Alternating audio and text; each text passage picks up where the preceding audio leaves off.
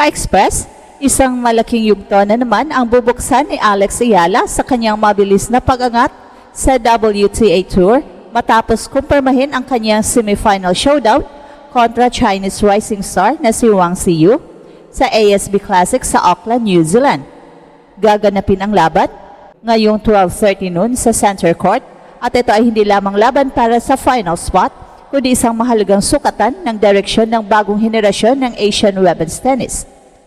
Matapos pabagsakin ni Alex ang mga veterano, sina Donna Vekic at Magda Linette, malinaw na ang 20 years old na Pinay ay hindi na basta breakout star, isa na siyang legitimate contender. Ang tapatan ni na Alex at Wang ay agad tinaguri ang left-day showdown dahil parehong kaliwete ang dalawang players at kilala sa kani-kanilang lakas. Si Wang ay isa sa pinakamalakas na batang manlalaro ng China, ay umaasa sa matitinding serves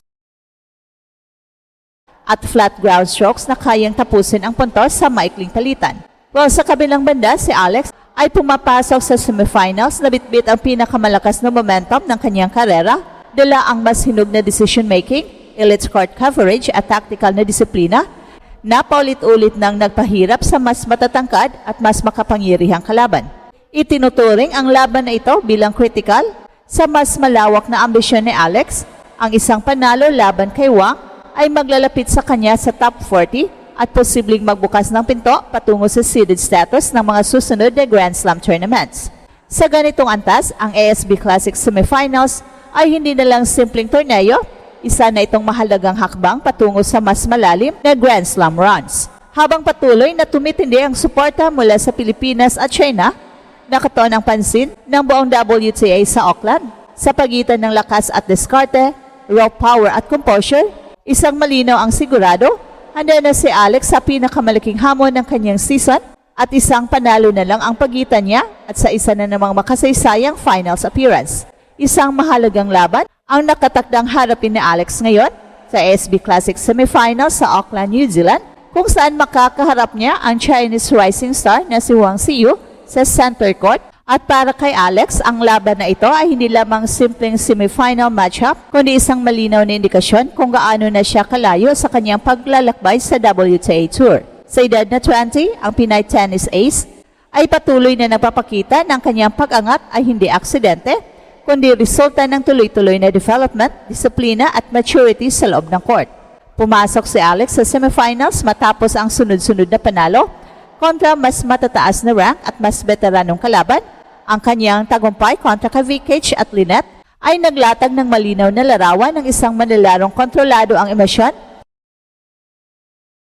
malinaw ang game plan at kayang ipatupad ito kahit sa ilalim ng pressure. Sa mga laban na yon, namukod tangi ang kanyang court coverage, consistency sa baseline at kakayahang gawing depensang opensa, mga aspeto na critical sa WTA level. Sa kabilang panig naman, si Wang ay papasok sa laban na ito bilang isa sa pinakakinatatakutang batang manlalaro ng China. Kilala si Wang sa kanyang tangkad, malakas na serbisyo at agresibong ground strokes na kayang tapusin ang puntos sa maikling palitan.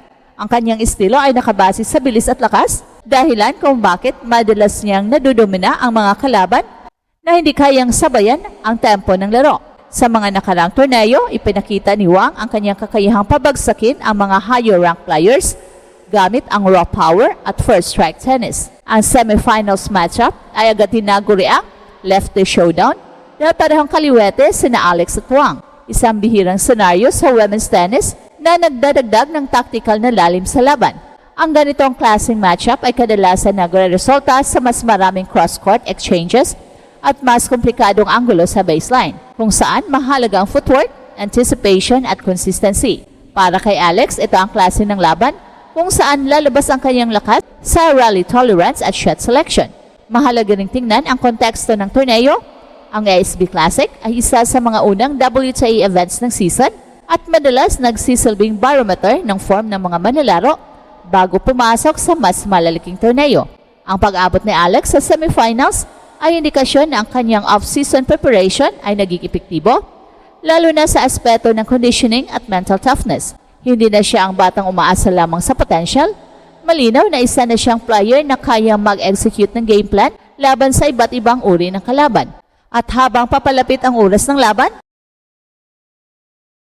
Nakatutok ang atensyon ng WTA observers sa kung paano haharapin ni Alex ang hamon ni Wang. Ito ay labanan ng diskarte, laban sa lakas, composure, laban sa explosiveness, at consistency, laban sa first strike tennis. Para kay Alex, ang semifinals na ito ay isang pagkakataon upang patunayan na ang kanyang mga panalo sa Auckland ay hindi isolated results, kundi bahagi ng mas malawak na pag-angat patungo sa elite level ng women's tennis. Sa mas malalim na pagsusuri ng semifinals matchup, malinaw na ang laban ni Alex Ayala at Wang Xiyu ay magtatakda ng direksyon ng kanilang season. Para kay Alex, ang ASB Classic ay magsisilbing isang malaking sukatan sa kanyang kakayahan sa 2026 WTA calendar, lalo na laban sa mga manilarong may physical na kalamangan. Sa mga naunang laban niya sa Auckland, ipinakita ng Pinoy ang malinaw na improvement sa serve placement, rally patience at point construction. Mga detalye na critical kapag kaharap ang isang power-based player tulad ni Wang. Isa sa pinakamalaking hamon para kay Alex ay ang tangkad at serve ni Wang. Bilang isang left-handed player na may malakas na unang serve, madalas nakakakuha si Wang ng mga libreng puntos o maikling returns na agad niyang natatapos sa susunod na palo. Gayunpaman sa mga laban ni Alex kontra Vicky Chetlinet, nakita ang kanyang kahusayan bilang returner. Madalas niyang nababasa ang rhythm ng server sa pamamagitan ng maagang pagbasa ng direksyon at paglagay ng bola sa mga anggulong mahirap habulin. Ito ang aspeto ng laro na posibleng maging susi laban kay Wang. Sa baseline exchanges, inaasang lalabas ang malinaw na kaibahan ng estilo ng dalawang manilarong ito. Si Wang ay umaasa sa mabilisang puntos at agresibong first strike tennis, samantala si Alex ay mas komportable sa mahabang rally kung saan unti-unting napapagod at naiipit ang kalaban. Ang left-handed forehand ni Alex na may mas mataas na topspin ay maaring maging epektibo laban kay Wang, lalo na kung magagamit ito upang itulak ang Chinese player palayo sa kanyang comfort zone sa baseline. Isa pang mahalagang aspeto ng laban ay ang mental at emotional control.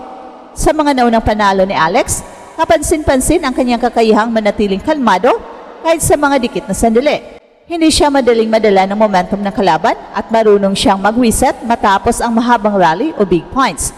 Ito ay mahalaga laban kay Wang, na kilala ring nagiging mas agresibo kapag nakakaamoy ng pagkakataon. Ang tanong ay kung sino ang mas kayang mag-manage ng pressure sa critical na yugto ng laban. Sa konteksto ng ranking at points, ang semifinals na ito ay mahalagang implikasyon. Ang panalo ay magtutulak kay Alex sa mas mataas na position sa WTA rankings na siyang magbibigay sa kanya ng mas magandang draw sa mga susunod na torneo. At ito ang Express Info kung saan bawat kwento ginulat ang mundo. Don't forget to like and subscribe.